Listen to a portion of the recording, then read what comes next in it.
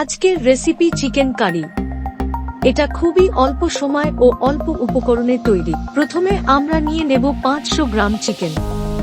তারপর তাতে দেব 1 চা চামচ হলুদ গুঁড়ো, 2 চা চামচ ধনে গুঁড়ো, 1 চা চামচ লঙ্কা গুঁড়ো, হাফ চা চামচ কাশ্মীরি লঙ্কা গুঁড়ো, 1 চা চামচ আদা, 2 চা চামচ টমেটো কেচাপ, স্বাদমতো নুন, 2 টেবিল চামচ সরষের তেল, হাফ চা চামচ চিনি আর হাফ চা চামচ সম্বর মশলা। এবার এই মশলাগুলো চিকেনের সাথে ভালো করে মিশিয়ে ম্যারিনেট করে 15 মিনিট ঢাকা দিয়ে রাখতে হবে।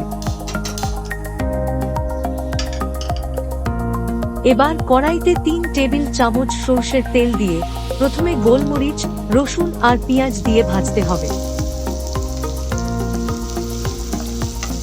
পেঁয়াজ ভাজা লাল হয়ে গেলে ম্যারিনেট করা চিকেনগুলো এতে ঢেলে দিতে হবে।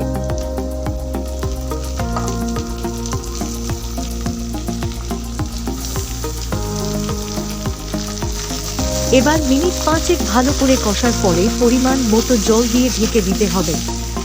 এখানে গ্যাসের ফ্লেম মিডিয়াম রাখতে হবে।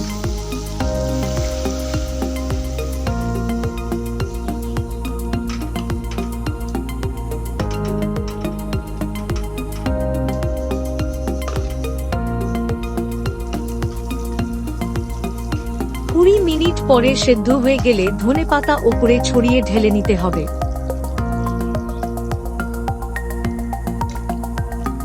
এবার এর ওপর কাটা পেঁয়াজ আর ধনে পাতা দিয়ে সাজিয়ে দিলেই তৈরি চিকেন কারি।